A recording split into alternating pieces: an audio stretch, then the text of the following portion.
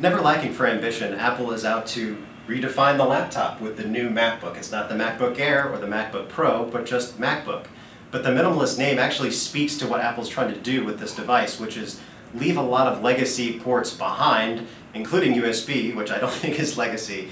But again, it's really all about minimalists. And this is definitely a minimalist design at just 2 pounds and 0.5 inches thick. It's the thinnest and lightest MacBook ever, and definitely one of the thinnest and lightest ultra portables on the market ever. But how does it stack up in terms of not only value, but practicality? Let's give you a quick tour to start out with. So one of the first things that you notice about the new MacBook is just the lack of ports. So in order to get this so thin and light, Apple decided to use just a single USB-C port. And you could use this not only for charging the device, no more MagSafe, but also plugging in peripherals, although you'll need an adapter to do that, and we're going to show you that in a second. The other thing to keep in mind is that this has an all-new keyboard design. So the keys are bigger than before, but it's a lot more flat. So when we put it next to the MacBook Air, this has more of like a pillowy feel to it. But the keys here, although they're rounded, there's really not much travel, and it takes some getting used to. So the surprising thing is that once we started typing on this design, we were faster on this than we were with the Air, but we had more errors. So there's definitely a learning curve, but it's certainly usable because you could see that the keyboard goes from to edge. The other thing to keep in mind is that the touchpad is all new because it has a Force Touch technology built in, and you could do some pretty cool things with that. So let's say, for example, you wanted to preview a website. You just do a deep press instead of a single or a double click, and you could see that the page that you want to see in the background starts to load. So it's a really nice way to load things and to preview them, and there's other things that you can do too, like looking up definitions of words, and you can also use this for previewing maps and that sort of thing. But let's get to the thing that makes this the most controversial laptop of the year so far, and that's the decision to use a single port on the left-hand side. So let's say you wanted to plug in your iPhone. You would need to use an adapter like this, which is USB-C to USB, and then plug it in on the left-hand side. So it's not hard to do, but think about what you're giving up. You can't charge your laptop and plug in your phone or your camera or other devices at the same time. And I think that's a pretty major oversight. So even if Apple thought that USB-C was the future, and it might very well be, having another port somewhere on here, even if it bloated the design a little bit, would have been nice in terms of just everyday usability.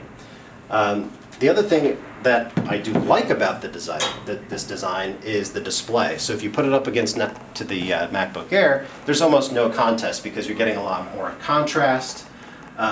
You have brighter colors and sharper resolution because this is a Retina display at 1440p resolution versus just 1400 by 900 for your $999 MacBook Air.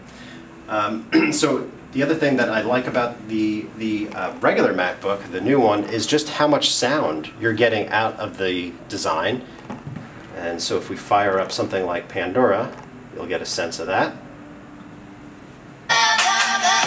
So this is even at maximum volume, you get the sense that you're getting a very balanced sound in addition to a great picture, so it adds up to a good user experience. It's actually really surprising how good it is.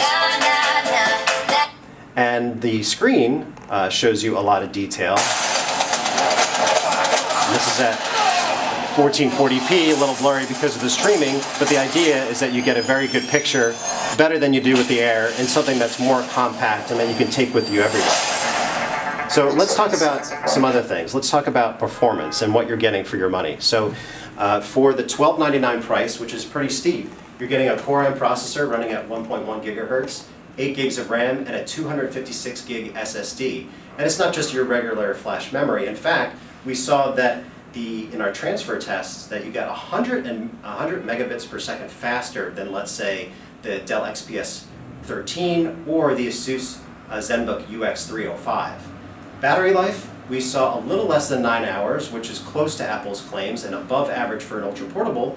But again, you can get better for your money if you go with the regular MacBook Air, which lasted for over 12 hours.